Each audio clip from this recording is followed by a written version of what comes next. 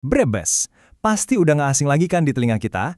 Tapi tahu nggak sih, di balik citranya yang modern, ternyata Brebes punya cerita asal-usul yang berbau kerajaan. Nah, kali ini kita bakal bongkar sejarah salah satu kabupaten paling penting di Jawa Tengah ini.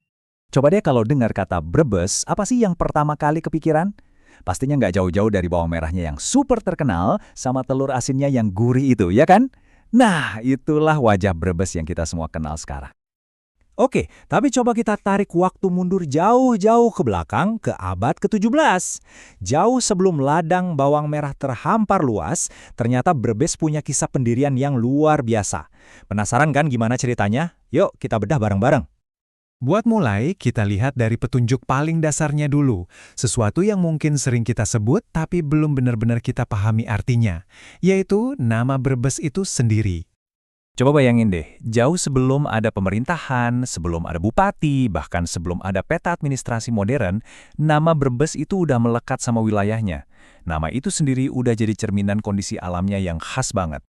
Usut punya usut, nama ini tuh gabungan dari dua kata kuno. Pertama, ada kata bara, yang artinya hamparan tanah yang luas banget. Terus yang kedua, ada kata basah, yang ya artinya basah, selalu berair. Nah, dari bara dan bahasa ini, lama-kelamaan cara ngucapinnya jadi lebih simpel, dan jadilah Brebes. Gitu ceritanya. Sederhana tapi pas banget ya. Dan ini tuh nyambung banget, soalnya dalam bahasa Jawa itu ada kata kerja mbrebes, yang artinya persis kayak gitu, selalu ngeluarin air, selalu merembes.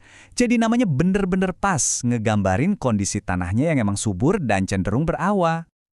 Oke, dari soal kondisi alam, sekarang kita geser ke urusan politik. Soalnya kan, nama doang nggak cukup buat bikin sebuah kabupaten. Ada satu momen penting banget, satu keputusan besar yang benar-benar ngubah nasib wilayah ini selamanya. Jadi gini, pada awalnya, Brebes itu ya belum ada sebagai kabupaten sendiri.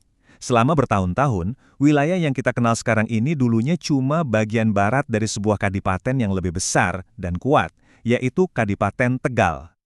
Sampai akhirnya, tibalah momen krusialnya. Kesultanan Mataram, yang waktu itu jadi penguasa paling kuat di Jawa, mutusin buat ya semacam reorganisasi wilayah kekuasaannya. Dan keputusan ini bakal ngegambar ulang peta di pesisir utara Jawa. Nah, ini dia hasilnya. Kadipaten Tegal yang gede itu akhirnya dipecah dua. Bagian timurnya tetap jadi Tegal, nah bagian baratnya inilah yang dipisahin buat jadi wilayah baru yang mandiri. Dan disinilah momen lahirnya Kabupaten Brebes. Oke, wilayah baru udah jadi. Terus, siapa dong yang bakal mimpin? Nah, sekarang kita kenalan sama tokoh utamanya nih. Keputusannya nih nggak main-main loh, datang langsung dari pucuk pimpinan, yaitu Sunan Amangkurat II dari Mataram.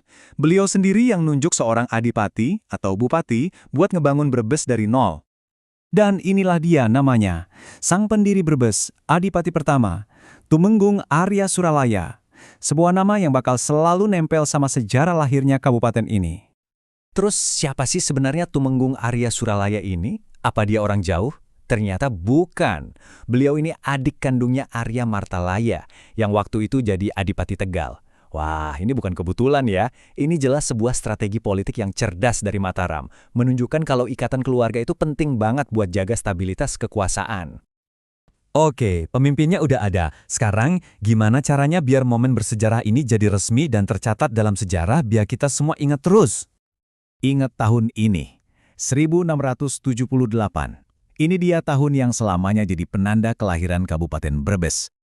Jadi yang jadi patokannya itu bukan soal bangun gedung atau tanda tangan surat ya, tapi momen pelantikan Tumenggung Arya Suralaya itulah yang dianggap sebagai momen resminya. Peristiwa itu yang jadi titi mangsa atau penanda waktu lahirnya Brebes sebagai kabupaten yang merdeka. Tanggalnya juga jelas banget, 18 Januari. Dan ya sampai hari ini, tanggal inilah yang selalu dirayakan bareng-bareng setiap tahun sebagai hari jadi Kabupaten Brebes. Nah, jadi begitulah perjalanannya. Dari yang tadinya cuma bagian dari Tegal, Brebes akhirnya tumbuh jadi sebuah kabupaten dengan identitasnya sendiri yang, wah, kuat banget.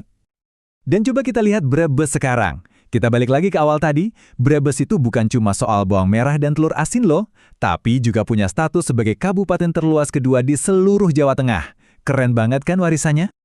Kisah Brebes ini bikin kita jadi mikir ya, nggak sih? Coba deh, Pikirin nama kota atau daerah kamu sendiri. Jangan-jangan di balik namanya itu ada cerita tersembunyi juga.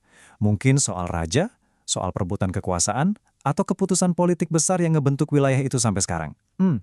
Kira-kira berapa banyak lagi ya cerita kayak gini yang masih nunggu buat kita temuin?